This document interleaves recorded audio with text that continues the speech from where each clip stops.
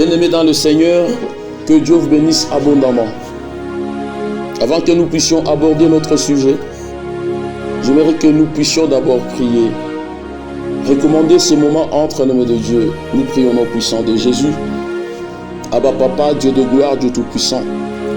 Nous te disons merci parce que tu es Dieu. Tu as permis, Seigneur, une fois de plus, que nous puissions partager cette bonne nouvelle que toi-même tu nous as inspiré, que tu nous as donné, Seigneur, afin qu'un cœur, Papa, affecté de défection, de brisement, Seigneur, de dépression, soit réconforté. Oui, je crois que tu es un Dieu capable. Tu ne parles jamais au hasard, car le hasard n'est pas le nom de Dieu. Et Dieu a toujours raison. Dans le saint nom de Jésus, j'ai ainsi prié, je dis Amen.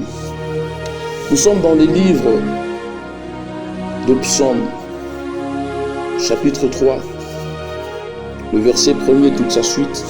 Nous lisons au nom puissant de Jésus. Psaume de David, quand il fouillait devant son fils Absalom. Éternel, qu'ils sont nombreux mes adversaires, nombreux ceux qui s'élèvent contre moi, nombreux ceux qui disent à mon sujet, point de salut auprès de lui de Dieu. Mais toi, Éternel, tu es pour moi un bouclier. Tu es ma gloire, tu relèves ma tête. À haute voix, je crie à l'Éternel, et il me répond de sa montagne sainte. Je me couche et je m'endors.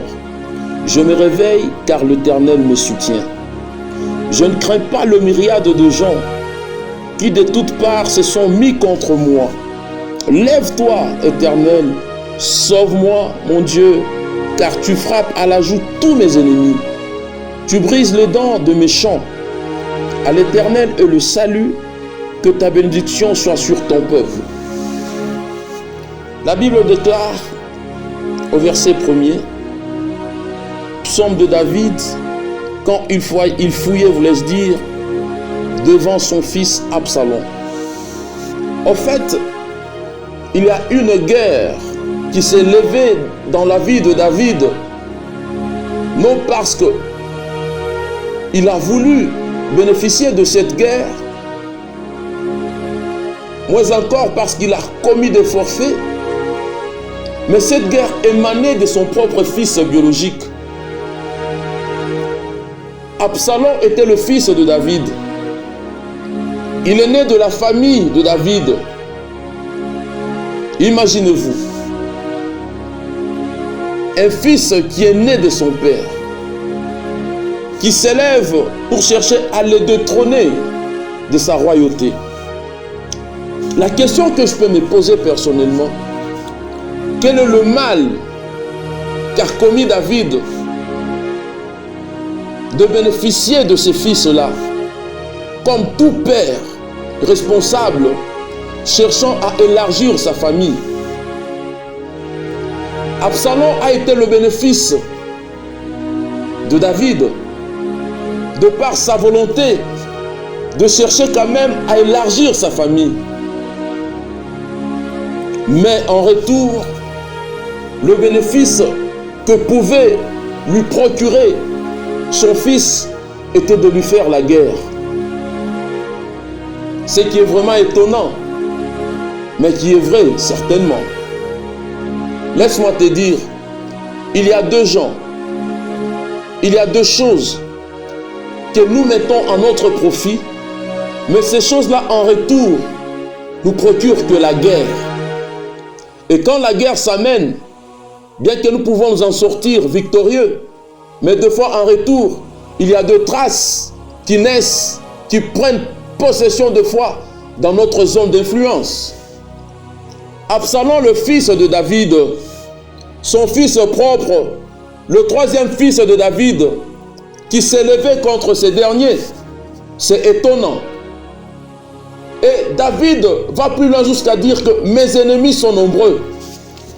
Qui est celui qui a influencé tout un tas de gens pour se lever contre David? Qui est celui qui pouvait tout faire pour mettre de l'orgueil auprès de gens qui se soumettaient à David pour être ses ennemis indirects car je peux dire que lui seul a été un ennemi direct. Et sur ce, il a influencé d'autres personnes pour porter une guerre contre son père.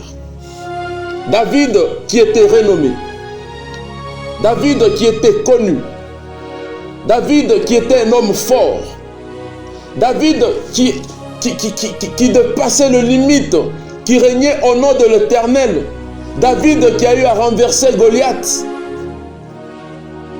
Mais cet homme, à un certain moment, il ne pouvait plus se tenir devant son propre fils, car son fils s'était levé contre lui. Laisse-moi te dire, deux fois je réitère ces propos, que nous sommes disposés à faire du bien à notre entourage, à nos amis, à nos familles, à nos parents, à nos cousins, à nos voisins. Dans le milieu professionnel, nous sommes disposés à faire du bien, mais en retour, loin de nous, de bénéficier des avantages dont nous attendons de foi. Mais toujours est-il que j'aime ces versets de la Bible qui nous dit « Maudit soit l'homme qui se confie à l'homme ». L'homme est changeant, l'homme est compliqué, l'homme est méchant, l'homme est capable de nous tuer, l'homme est capable de nous renverser. Le but d'Absalom n'était pas de rendre son père prospère. Le but d'Absalom n'était pas de faire du bien à son père. En cherchant à le détrôner, ce n'était pas pour lui rendre une gloire. Il y a des gens qui nous font la guerre. Ce n'est pas pour que nous puissions bénéficier de leurs avantages, de leurs biens, mais surtout, c'est de nous voir disparaître. Même le diable l'a fait avec l'Éternel. Même le diable l'a fait avec l'Éternel. Il a bénéficié des avantages divins. Mais en retour, c'était tout autre chose. Il était prêt à combattre Dieu. Et sur ce, il a influencé même un tas d'anges contre l'Éternel.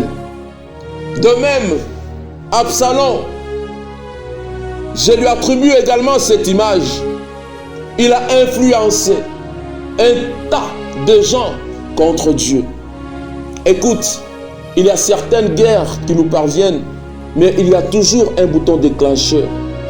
Une seule personne peut influencer tout un tas de gens pour te faire la guerre. Nous n'avions pas besoin d'attendre de voir toute une myriade de gens pour comprendre que non, réellement la guerre elle est effective.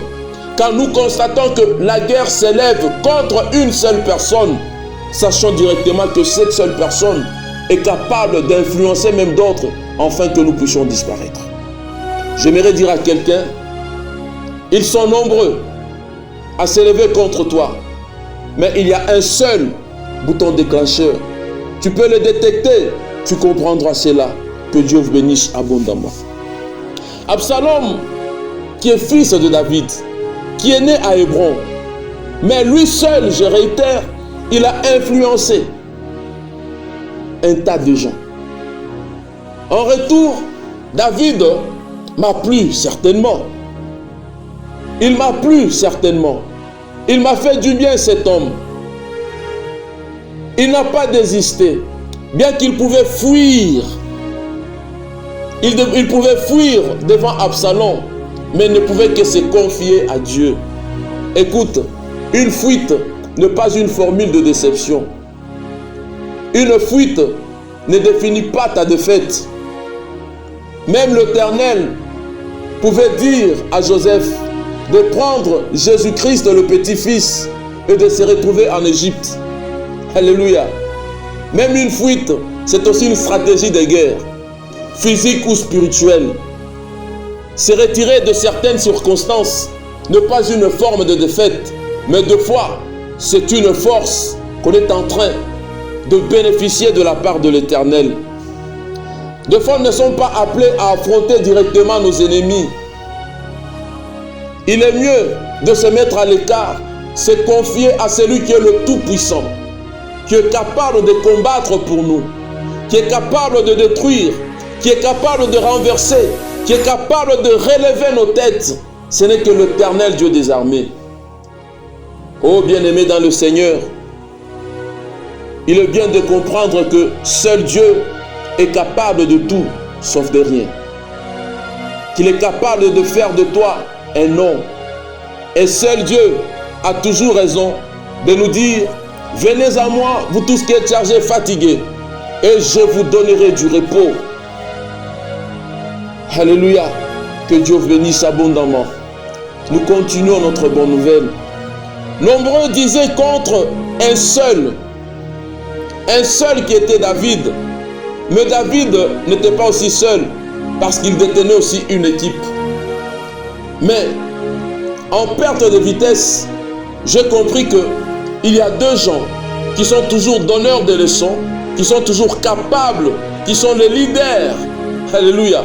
Fais-toi un leader, mais sois humble devant Dieu. Sois humble devant les hommes, mais fais-toi un leader auprès de Dieu. Et Dieu est capable de te réconforter. David, la Bible déclare qu'il a crié vers Dieu. Il dit que j'ai crié vers l'Éternel. Il a crié vers Dieu.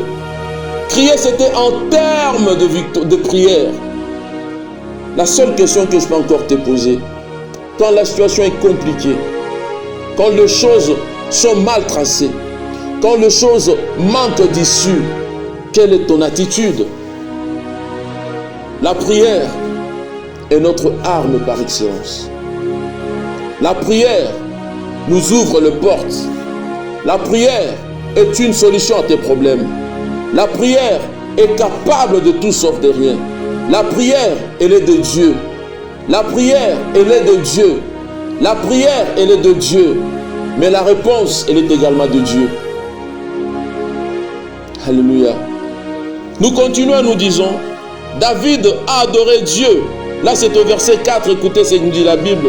Mais toi, Éternel, tu es pour moi un bouclier. Tu es ma gloire et tu relèves ma tête. Dans des moments difficiles, nous n'avons pas de plainte à amener auprès des gens. Nous ne sommes pas appelés à faire du n'importe quoi. Dans des situations compliquées, nous sommes appelés à mettre Dieu à sa place et le considérer comme le premier en tout état de cause. Et Dieu est toujours capable. David, ayant déjà compris, ayant déjà bénéficié plusieurs fois de privilèges de l'Éternel, il ne s'était jamais lassé, malgré que son fils pouvait s'élever. Il ne pouvait que répéter, se confier, rechercher la face de Dieu, crier vers Dieu. Nous sommes dans un monde de conflits perpétuels, spirituellement, matériellement ou physiquement. Mais la plus bonne conception que je t'amène ce soir, c'est de crier vers Dieu. Alléluia. Dieu est la solution à ton problème. Dieu est la solution aux complications qui sont en train de t'étrangler, qui sont en train de t'égorger, de complications qui sont sans issue, de dépression. Dieu est la solution à ta maladie. Dieu est la solution à ton chômage. Dieu est la solution aux esprits impurs qui te mettent mal à l'aise. Dieu est la solution aux sorciers de ton quartier. Dieu est la solution aux sorciers de ta famille. Dieu est la solution aux devins qui te veulent du mal. Dieu est la solution aux gens qui te jettent de mauvais sorts. Oui, Dieu est la solution. Que tes ennemis sont nombreux dans de différents problèmes, mais seul Dieu est la solution. Mais ce qui me plaît encore, si nous allons au verset 6, la Bible dit ceci: je me couche et je m'endors. Je me réveille car l'Éternel me soutient. Là, David est en train de refléter la certitude, malgré la complication, malgré le déplacement en cascade, malgré la tempête qui frappait sur sa vie, sur sa royauté. Il dit ceci: je me couche et je m'endors, je me réveille car l'Éternel me soutient. C'était en pleine difficulté, malgré les difficultés qui pouvaient frapper devant sa vie, devant sa famille, mais il était certain que Dieu est la solution à ses problèmes. Ses ennemis étaient nombreux, mais ne pouvaient que crier pour influencer le renversement de la situation. Laisse-moi te dire que des ennemis soient 1000, qu'ils soient 10 000, qu'ils soient 100 000, il y a plus d'1 million de raisons de croire que Dieu est capable et que Dieu vous bénisse abondamment.